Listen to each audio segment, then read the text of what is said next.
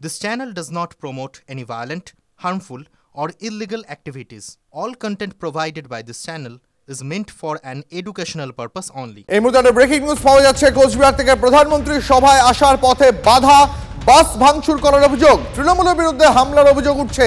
আর বিস্তারিত জানবো, সুমন কল্যাণ রয়েছেন আমাদের সঙ্গে। সুমন, ঠিক কি অভিযোগ রাজ্যের শাসক দলের বিরুদ্ধে?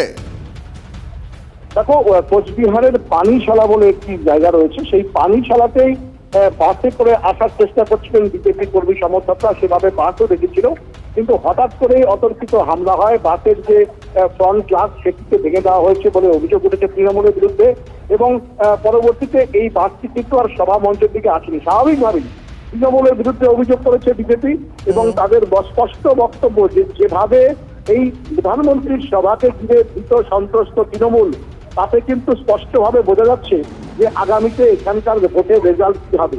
আরো পাশাপাশি আরেকটা জিনিস তারা বলেছেন যে প্রধানমন্ত্রীর সভায় যাওয়ার জন্য কোচবিহার থেকে বিভিন্ন বাস যাচ্ছে, বিভিন্ন ভাবে ছোট গাড়ি নিয়ে যাচ্ছে, সকলকেই কিন্তু আটকানোর একটা চেষ্টা করছে।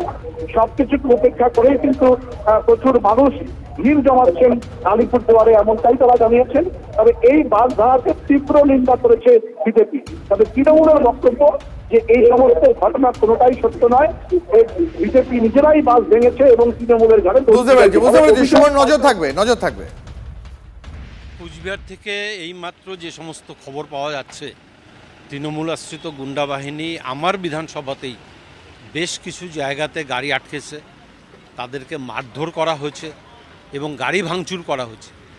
এইভাবে করে মোদিজির সভাকে আটকানো যাবে না। আমাদের কার্যকর্তারা সবাই আসবে এবং কার্যকর্তারা আসার জন্য ইতিমধ্যে বেশ কিছু গাড়ি চলে এসছে। আমি ইতিমধ্যে থানার আইসি সাহেবের সাথেও কথা বলেছি, থানার আইসি সাহেবকে বলেছি বিষয়টাকে দেখবার জন্য এবং ফোর্স পাঠাবার জন্য। তো তিনি বলছেন যে আমি অলরেডি ফোর্স পাঠিয়ে দিয়েছি, বিষয়টা দেখা হচ্ছে।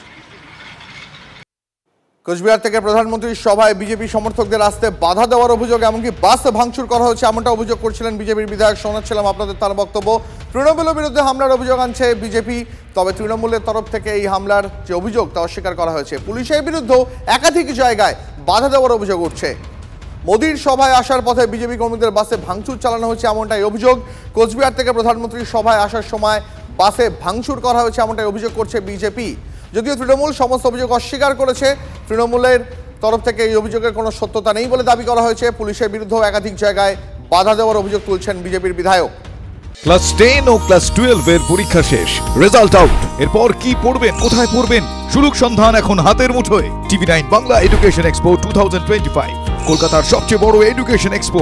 ডিগ্রি না ডিপ্লোমা, কোন কোর্স করবেন, কিভাবে প্ল্যান করবেন নিজের ক্যারিয়ার, সব প্রশ্নের উত্তর একটাই। TV9 Bangla education expo. একই ছাদের তলায় থাকছে নামকরা সব ইঞ্জিনিয়ারিং কলেজ, বিশ্ববিদ্যালয়, মেডিকেল ও management institution. TV9 Bangla education expo 2025, 31শে মে ও 1 জুন বোস ইনস্টিটিউটে, কলেজ মোড়, সেক্টর 5, সকাল 10টা থেকে সন্ধ্যে 7টা পর্যন্ত। এন্ট্রি একেবারে ফ্রি।